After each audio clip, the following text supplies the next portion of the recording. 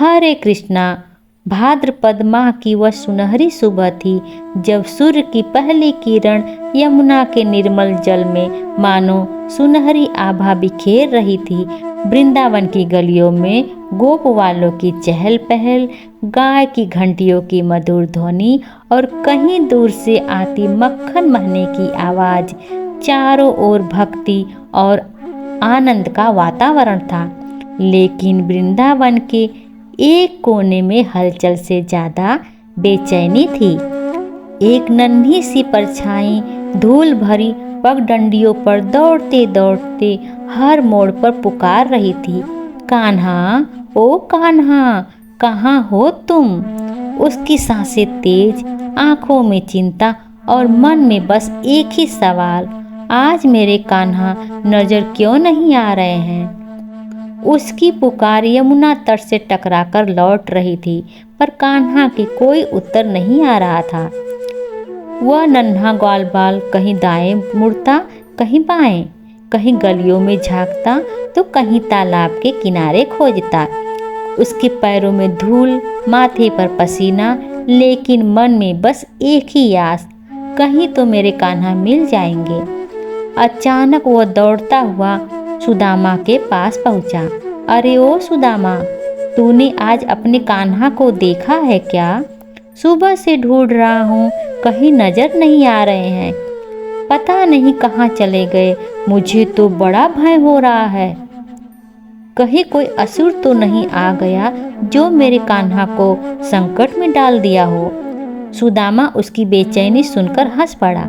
अरे भद्रा, तुझे क्या हो गया है? सुबह सुबह इतना परेशान क्यों है?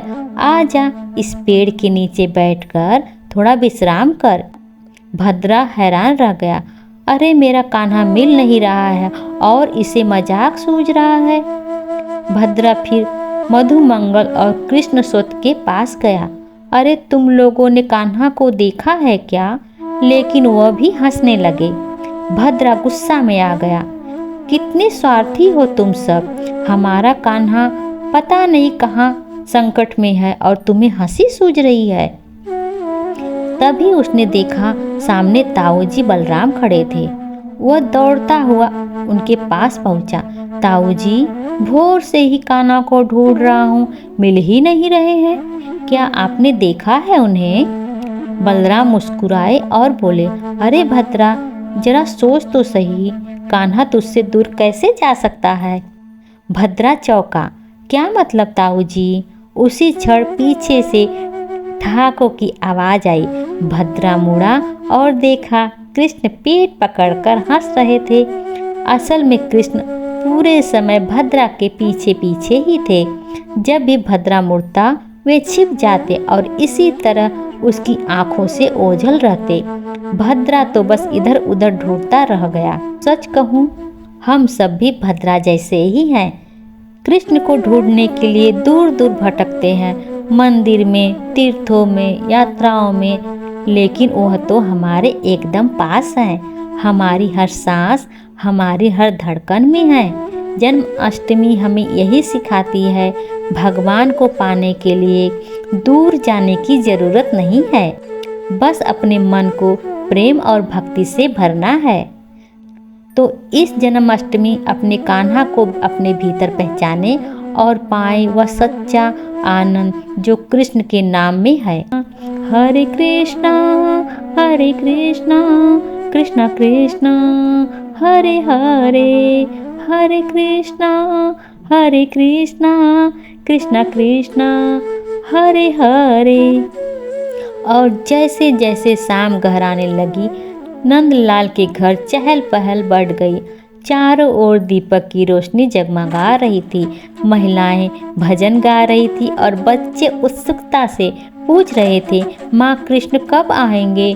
यशोदा मैया अपने आंगन में खड़ी होकर बार बार आसमान की ओर देख रही थी, मानो किसी खास पल का इंतजार कर रही हो।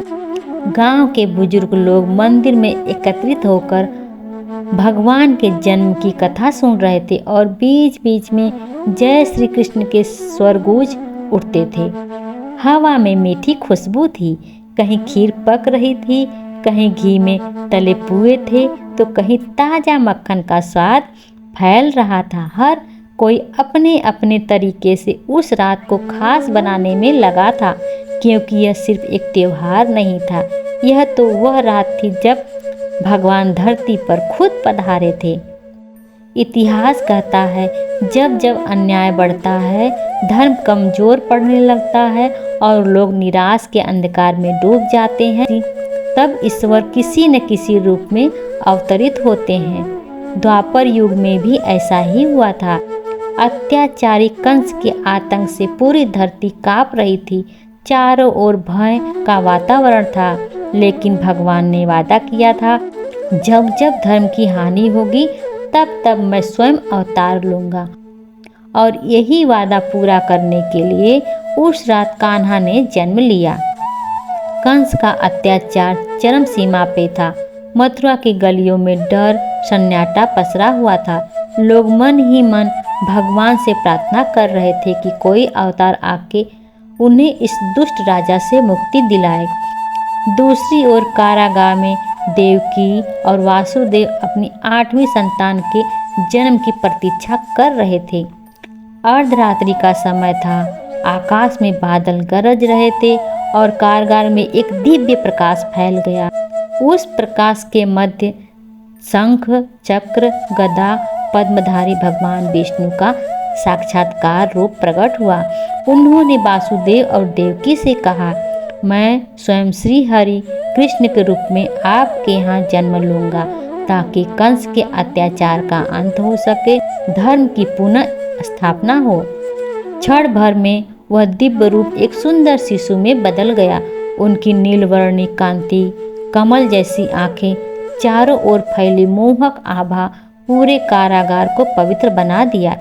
वासुदेव ने हाथ जोड़कर प्रार्थना किया और भगवान के आदेश को स्मरण किया। वासुदेव, इस बालक को तुरंत गोकुल ले जाओ, जहाँ नंद यशोदा रहते हैं। उनके घर नवजात कन्या जन्म ले चुकी है। उस कन्या को यहाँ लाकर रख दो। और फिर हुआ चमत्कार। लोहे की जंजीर अपने आप खुल गई, कारागार के दरवाजे खुल गए, पहरेदार गहरी नींद में सो गए। यमुना नदी उफान पे थी। जब वासुदेव ने बालक को टोकरी में रखकर नदी पर पार करनी चाहिए, तो यमुना जी ने भी रास्ता दे दिया। उस समय शेषनाग अपने फन फैलाकर कृष्ण पर वर्षा की बूंद गिरने से बचा रहे थे। जब वासुदेव गोकुल पहुँचे तो उन्होंने नंद बाबा के घर जाकर शिशु को यशोदा के पास सुला दिया। वहीं की कन्या लेकर मथुरा लौट आए। तो दोस्तों, आपको यह कहानी कैसी लगी मुझे कमेंट करके ज़रूर बताएं। वीडियो अच्छी लगी हो तो लाइक कर दें और अपने प्रियजनों को भी इसे शेयर कर दें। चैनल पे नए हैं तो चैनल को सब्सक्राइब करना ना भूलें, इसी प्रकार का भक्ति विभोर वीडियो पाने के लिए। तो प्रेम से बोलिए जय श्री कृष्णा। हरे कृष्णा कृष्णा कृष्णा हरे हरे, हरे रामा रामा रामा हरे हरे।